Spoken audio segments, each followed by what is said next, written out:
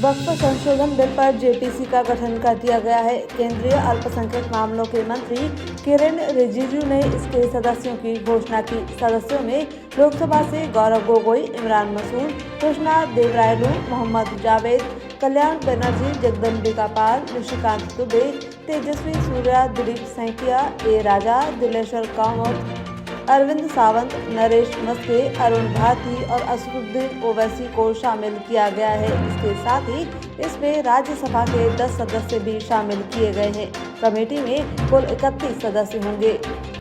SC/ST समुदायों से आने वाले लोकसभा और राज्यसभा के भारतीय जनता पार्टी के सांसदों ने संसद भवन में प्रधानमंत्री नरेंद्र मोदी से मुलाकात की। सांसदों ने संयुक्त रूप से SC/ST के लिए क्रीमी लेयर पर सुप्रीम कोर्ट की टिप्पणी को लेकर PM मोदी को एक ज्ञापन सौंपा और मांग की कि इस फैसले को समाज पर लागू नहीं किया जाए। सांसदों के मुताबिक PM मोदी ने उन्हें आश्वासन दिया कि वे इस मामले पर गौर करेंगे। PM मोदी से मुलाकात के बाद सांसदों ने कहा कि PM मोदी ने उन्हें आश्वासन दिया है कि सरकार सांसदों के पक्ष में काम करेगी। भाजपा के प्रदेश अध्यक्ष और राज्यसभा सांसद मदन राठौड़ ने आज राज्यसभा में भिक्षावृत्ति में लिप्त लोगों का मुद्दा उठाया। उन्होंने कहा कि शहर में चौराहों पर जो लोग भीख मांगते नजर आते हैं, महिलाओं की गोद में छोटे बच्चे होते हैं जो कि अपने वास्तविक माँ बाप से गायब किए हुए या फिर किराए पर लिए हुए होते हैं। देश में बच्चे चोरी के कई मामले हैं जिनमें बच्चों को वापस नहीं ढूंढा जा सका है। आज राज्यसभा में यह मुद्दा उठाकर चौराहों पर भीख को धंधा बनाने वाले लोगों की जांच कराने, ऐसे गिरोह पर कार्रवाई करने और उन महिलाओं को रोजगार के अवसर उपलब्ध करवाने की मांग मदन राठौड़ ने की। राजस्थान में जहां आगामी 3 सितंबर को राज्यसभा की एक सीट पर चुनाव होना है, वहीं इसके बाद अक्टूबर माह में 6 विधानसभा सीटों पर भी उपचुनाव होने की संभावना है। ऐसे में प्रदेश में सियासी हलचल एकाएक बढ़ गई है। इस बीच भाजपा की ज्योति मिर्धा ने दिल्ली में PM मोदी से मुलाकात की। इसे लेकर कयास लग रहे हैं कि ज्योति मिर्धा राज्यसभा या विधानसभा उपचुनाव में भाजपा के उम्मीदवार हो सकती हैं। विश्व आदिवासी दिवस के मौके पर मीणा हाईकोर्ट यानी दौसा के नांगल प्यारीवास में एक बड़ा आयोजन किया गया, जिसमें बड़ी संख्या में मीणा समाज के लोग शामिल हुए।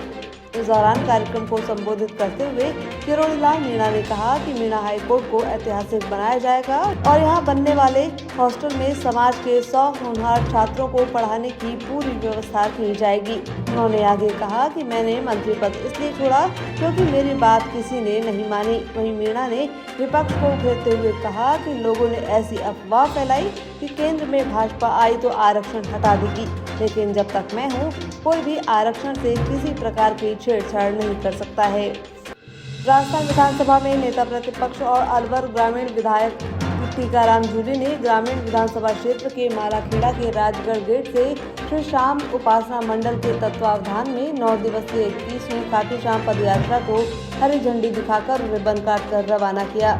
इस मौके पर जूली ने कहा कि बाबा श्याम सभी भक्तों की मनोकामनाएं पूरी करें, सभी श्रद्धालुओं पर बाबा की कृपा बनी रहे।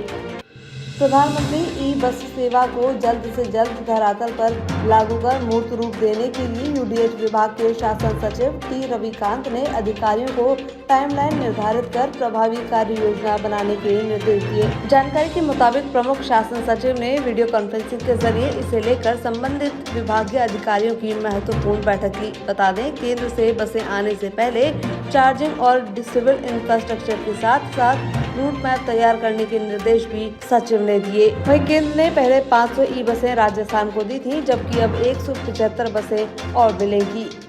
रेलवाल मांझी थाना परिसर में SDM राजेश मीणा ने मीटिंग कर पदयात्रियों को कोई समस्या न हो, इसे लेकर चर्चा कर व्यवस्थाओं पर ध्यान देने और तैयारियों को समय से पहले पूरे करने के निर्देश दिए। साथ ही ट्रैफिक जाम से निपटने, बरसात के समय बिजली पोलों में करंट नहीं दौड़े, बाणी नदी के रपटे पर चादर चल रही है, ऐसे में नदी में नहाने कोई नहीं उतरे, हाईवे से 25 फीट दूर भंडारे लगाए जाएं, पदयात्रियों को किसी प्रकार की समस्या नहीं आए, इसके लिए सभी विभागों के अधिकारियों को अलर्ट मोड पर रहने के निर्देश दिए हैं। टॉप में भीलवाड़ा ACB शाखा ने बड़ी कार्रवाई करते हुए जिला उद्योग केंद्र के मुख्य प्रबंधक सुल्तान सिंह मीणा को रिश्वत लेते हुए ट्रैप किया। मामले में ACB ने वरिष्ठ सहायक अजय खंडेलवाल और संलिप्त चार्टर्ड अकाउंटेंट को भी गिरफ्तार किया है। जानकारी के मुताबिक एसीबी ने मुख्य प्रबंधक को 1 लाख रुपए की रिश्वत लेते हुए ट्रैप किया। वहीं इस मामले में एसीबी ने मीणा के आवास पर सर्च करते हुए करीब 6 लाख रुपए की नकदी भी बरामद की। पेरिस ओलंपिक 2024 में पदक जीतने वाली मनु भाकर ने भारत का परचम लहराया। उन्होंने 10 मीटर एयर पिस्टल में कांस्य पदक अपने नाम किया। भारतीय हॉकी टीम ने भी कांस्य पदक जीता है। इसके बाद पेरिस ओलंपिक समापन समारोह में श्रीजेश और मनु भाकर को संयुक्त रूप से ध्वजवाहक के रूप में चुना गया है।